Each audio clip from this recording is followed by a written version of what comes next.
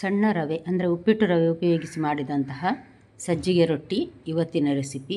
ನಮಸ್ತೆ friends, good food land ಚಾನಲ್ಗೆ ನಿಮಗೆಲ್ರಿಗೂ ಆತ್ಮೀಯ ಸ್ವಾಗತ. ಬಿಸಿಯಾಗಿ ಮಾಡಿದಂಥ ರೊಟ್ಟಿ ರುಚಿಯಾಗಿರ್ತದೆ. ಹಾಗಾದರೆ ಹೇಗೆ ಮಾಡೋದೆಂದು ನೋಡುವ. ಇದು ನೋಡಿ, 2 ಲೋಟದಷ್ಟು ನಾನಿಲ್ಲಿ ಸಪೂರ ಸಜ್ಜಿಗೆ ಅಂದರೆ ಬೊಂಬಾಯಿ ರವೆ ಇದೆ ನೋಡಿ, ಉಪ್ಪಿಟ್ಟು ರವೆ, ಅದನ್ನು ತೆಗೆದುಕೊಂಡಿದ್ದೇನೆ. ನೀವಿನ್ನೂ ನನ್ನ ಚಾನಲನ್ನು ಸಬ್ಸ್ಕ್ರೈಬ್ ಮಾಡಿಲ್ಲ ಅಂದರೆ ದಯವಿಟ್ಟು ಸಬ್ಸ್ಕ್ರೈಬ್ ಮಾಡಿ, ಹಾಗೂ ನಿಮಗೆ ಇಷ್ಟ ಆದರೆ ಲೈಕ್ ಬಟನನ್ನು ಪ್ರೆಸ್ ಮಾಡಿ ಮತ್ತು ಫ್ಯಾಮಿಲಿ ಫ್ರೆಂಡ್ಸಿಗೆ ಶೇರ್ ಮಾಡೋದನ್ನು ಮರಿಬೇಡಿ.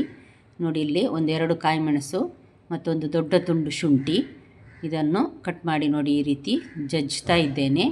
ಈ ರೀತಿ ಕ್ರಷ್ ಮಾಡಿ ಹಾಕಿದರೆ ಒಳ್ಳೆ ಪರಿಮಳ ಮತ್ತು ರುಚಿ ಕೊಡ್ತದೆ. ಇದನ್ನೀಗ ಈ ರವೆಗೆ ಹಾಕ್ತಾ ಇದ್ದೇನೆ ನಾನು ನೋಡಿ. ಮತ್ತು 1 ಚಮಚದಷ್ಟು ಜೀರಿಗೆ, 1 ಚಮಚದಷ್ಟು ಬಡೆಸೊಪ್ಪು ಅಂದರೆ ಫೆನಲ್ ಸೀಡ್ ಅಂತ ಹೇಳ್ತೇವಲ್ಲ, ಅದು 1 ಚಮಚದಷ್ಟು ಹಾಕಿದ್ದೇನೆ. ಅದನ್ನು ಸಹ ಉಪ್ಪು ರುಚಿಗೆ ತಕ್ಕಷ್ಟು ಉಪ್ಪು ನೋಡಿ ಹಾಕುವ. ಸಾಧಾರಣ 1 ಟೀ ಸ್ಪೂನ್ನಷ್ಟು ಮೊದಲು ಹಾಕಿ ನಂತರ ನೋಡಿ ಹಾಕ್ಕೊಳ್ಬೋದು. 1 ಸಣ್ಣ ಕಪ್ ತುರಿದ ಕ್ಯಾರೆಟ್, ಸಣ್ಣಗೆ ಕಟ್ ಮಾಡಿದ 1 ಕಪ್ ಈರುಳ್ಳಿ, ಮತ್ತು 1 ಹಿಡಿ ತುಂಬ ಕೊತ್ತಂಬರಿ ಸೊಪ್ಪು, 2ರಿಂದ 3 ಚಮಚ ಸಕ್ಕರೆ ಹಾಕಿದರೆ ಸ್ವಲ್ಪ ಸಿಹಿಯಾಗಿ ರುಚಿಯಾಗ್ತದೆ ಮತ್ತು ಬಣ್ಣ ಸಹ ಚೆನ್ನಾಗಿ ಬರ್ತದೆ. ಅದಕ್ಕೋಸ್ಕರ ಸಕ್ಕರೆ ಹಾಕಿದ್ದೇನೆ, ಬೇಡ ಅಂದರೆ ಹಾಕ್ಕೊಳ್ಳೋದೇ ಸಹ ಇರಬಹುದು.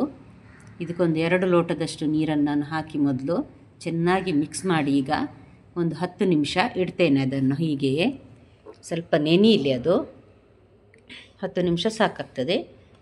ಈಗ ನೋಡಿ, 10 ನಿಮಿಷದ ನಂತರ ಮುಚ್ಚಳ ತೆಗೆದು ನೋಡಿದರೆ ಚೆನ್ನಾಗಿ ನೆಂದಿದೆ. ಇದಕ್ಕೊಂದು 2 ದೊಡ್ಡ ಚಮಚ ಎಣ್ಣೆ ಹಾಕ್ತಾ ಇದ್ದೇನೆ ನಾನು. ರೊಟ್ಟಿ ಹಾಕುವಾಗ ತಳ ಹಿಡಿಯುವುದಿಲ್ಲ. ರೊಟ್ಟಿ ಕಾವಲಿಗೆ ಅಂಟಿ ತೆಗೆಯುವಾಗ ಸ್ವಲ್ಪ ಕಷ್ಟ ಆಗ್ತದೆ, ಅದಕ್ಕೋಸ್ಕರ ಎಣ್ಣೆ ಹಾಕಿದರೆ ಚೆನ್ನಾಗಿ ಎದ್ದು ಬರ್ತದೆ. ದಪ್ಪ ಎಲ್ಲ ಸರಿ ಇದೆ. ಈಗ ನೋಡಿ, ನಾನು ರೊಟ್ಟಿ ಹಾಕ್ತಾ ಇದ್ದೇನೆ. ಕೈಯಲ್ಲಿ ಸಹ ತಟ್ಬೋದು ಅಥವಾ ಈ ರೀತಿ ನೋಡಿ ಸೌಟಲ್ಲಿ ಈ ರೀತಿ ತಿರುಗಿಸ್ಬೋದು. ತುಂಬ ತೆಳುವಾಗಿ ಇದನ್ನು ಮಾಡೋದಿಲ್ಲ, ತುಂಬ ದಪ್ಪ ಸಹ ಅಲ್ಲ, ತುಂಬ ತೆಳು ಸಹ ಅಲ್ಲ. ಆ ರೀತಿ ರೊಟ್ಟಿಯನ್ನು ಹಾಕಬೇಕು. ಮತ್ತು ಸುತ್ತ ತುಪ್ಪ ಅಥವಾ ಎಣ್ಣೆ ಹಾಕಿ ಇದನ್ನು ಲೋ ಟು ಮೀಡಿಯಮ್ ಹೀಟಲ್ಲಿ ಸ್ವಲ್ಪ ಹೊತ್ತು ಬೇಯಿಸುವ. ನೋಡಿ, ಈ ರೀತಿ ಮೇಲೆಲ್ಲ ಡ್ರೈ ಆಗಿದೆ ನೋಡಿ, ಆ ರೀತಿ ಆಗುವಾಗ ಇದನ್ನು ತಿರುಗಿಸಿ ಹಾಕಿ ಅದು ಸಹ ಚೆನ್ನಾಗಿ ಬೇಯಬೇಕು. ಇನ್ನೊಂದು ಸೈಡ್ ಸಹ ತುಪ್ಪ ಅಥವಾ ಎಣ್ಣೆ ಹಾಕ್ಕೊಳ್ಬೋದು ಈಗ ಸೈಡಲ್ಲಿ ಬೇಕಿದ್ದರೆ. ನಾನು ಆಗಲೇ ಹಾಕಿದ್ದೆ, ಅದಕ್ಕೋಸ್ಕರ ಹಾಕಲಿಲ್ಲ. ನೋಡಿ, ರೊಟ್ಟಿ ರೆಡಿ ಆಯಿತು. ಇಷ್ಟು ಬೇಯಬೇಕು ನೋಡಿ. ಇಷ್ಟು. ನಾಳೆ ಇನ್ನೊಂದು ಹೊಸ ರೆಸಿಪಿಯೊಂದಿಗೆ ನಿಮ್ಮನ್ನು ಮತ್ತೆ ಭೇಟಿಯಾಗ್ತೇನೆ. ನೋಡಿದ ಎಲ್ಲ ವೀಕ್ಷಕರಿಗೆ ಧನ್ಯವಾದ.